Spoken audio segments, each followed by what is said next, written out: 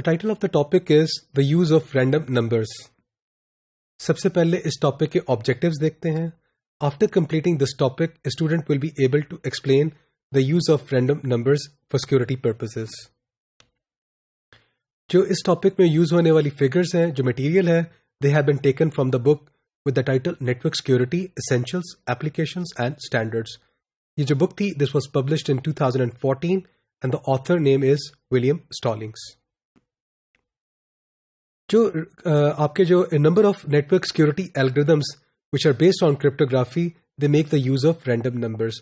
तो जो random numbers हैं, एक number of network security algorithms में use होते हैं. Random numbers क्या हैं? आपके सामने एक एग्जाम्पल है. अगर आप पहली सीक्वेंस देखें तो ये रैंडम नंबर्स आपको शो किए गए हैं बाइनरी में 1 0 1 0 1 0 1 0. सो this is a sequence of random numbers. पहली रो में एक रैंडम नंबर, सेकेंड रो में एक और random number. So this is a sequence of random numbers that have been generated.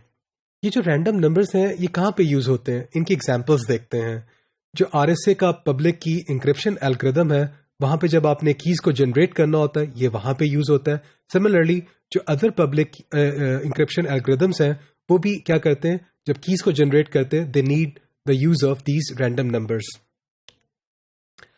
आपका एक और usages of the random numbers वो क्या है कि जब आपने सिमेट्रिक की यूज करनी है for as a temporary session की used in like networking application such as transport layer security में, वाईफाई में आपने यूज करना है, ईमेल सिक्योरिटी में या आईपी सिक्योरिटी में यूज करना. तो जब एक सेशन आपने एक टेम्पररी सेशन यूज किया, तो उसकी की कैसे जनरेट की जाए? तो आप की के लिए जनरेट करने के लिए आप रैंडम नंबर्स यूज करते हैं.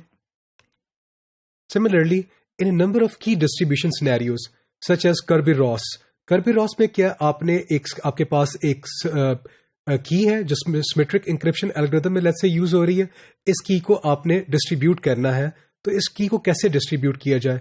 वहां पे भी जो आपके रैंडम नंबर्स हैं, वो they are used for handshaking to prevent the replay attacks. वहां पे भी आपकी रैंडम नंबर्स यूज होंगे. अब रिक्वायरमेंट्स क्या हैं? There are two distinct and not necessarily compatible requirements for a sequence of random numbers. वो क्या है हमारे पास? ये दो डिस्टिंक्ट तो हैं, लेकिन लाजमी नहीं ये कंपैटिबल भी हो. आपको रैंडमनेस चाहिए, आपको अनप्रेडिक्टेबिलिटी चाहिए.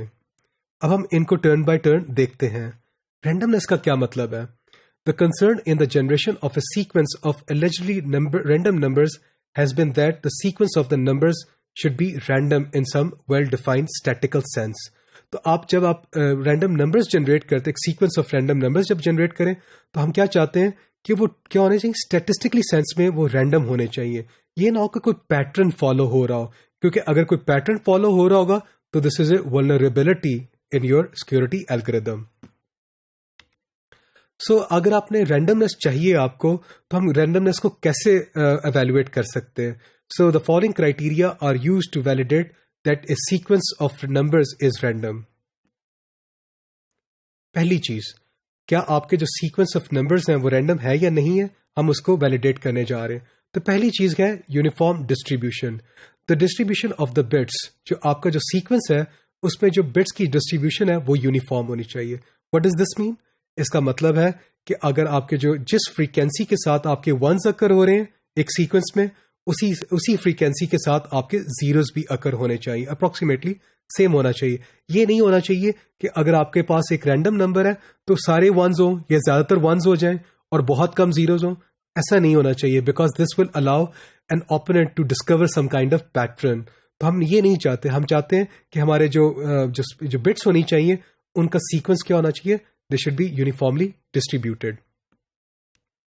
नंबर 2, क्या जो नो वन सब सीक्वेंस है in the sub sequence it can be inferred from the others. तो आपका अगर जो सीक्वेंस है उसमें से क्या होना चाहिए? आप सब सीक्वेंस को इन्फर ना कर सके यूजिंग द अदर्स. तो इंडिपेंडेंट होना चाहिए सब सीक्वेंसेस को. So how can we learn about this independence? There are well defined test for determining that a sequence of numbers matches a particular distribution. However it's quite difficult to have this independence proven. तो independence को prove करना difficult है, लेकिन आपके पास sequence की जो numbers हैं उनकी वो वेदर एक यूनिफॉर्म डिस्ट्रीब्यूशन को फॉलो करें या नहीं करें, we have well defined test for that. So we need a number of tests that can be applied to demonstrate if the sequence does not exhibit independence. तो क्या general strategy क्या है? हम क्या करते हैं, there are a number of such tests. आप बार बार apply करते जाते हैं until you develop the confidence that independence exists is sufficiently strong. तो जो independence है in sequence of numbers में वो काफी strong हो जाती, then you discontinue with your tests. अब हमारे पास अनप्रेडिक्टेबिलिटी है. रैंडमनेस के बाद क्या होना चाहिए? अनप्रेडिक्टेबिलिटी भी होनी चाहिए. कुछ ऐसी एप्लीकेशंस हैं जिनमें जो रिक्वायरमेंट है, it is not with that the sequence numbers should B statistically random. Randomness के ऊपर ज्यादा हमारा एम्फेसिस नहीं होता. हमारा एम्फेसिस किसके ऊपर होता है कि हमारे जो successive members of the sequence है वो क्या होने चाहिए? अनप्रेडिक्टेबल नहीं होने चाहिए. For example reciprocal authentication and session की जनरेशन, इसमें जो कीज आपकी जो की होनी चाहिए, आपके जो रैंडम नंबर्स हैं वो प्रेडिक्टेबल नहीं होने चाहिए, so that someone may not learn about the session key. So with true random sequences, each number is statistically independent of other numbers in the sequence and therefore it is unpredictable. So what we have to do is we have to take care so that the opponent may not be able to predict the future elements of the sequence on the basis of the earlier elements.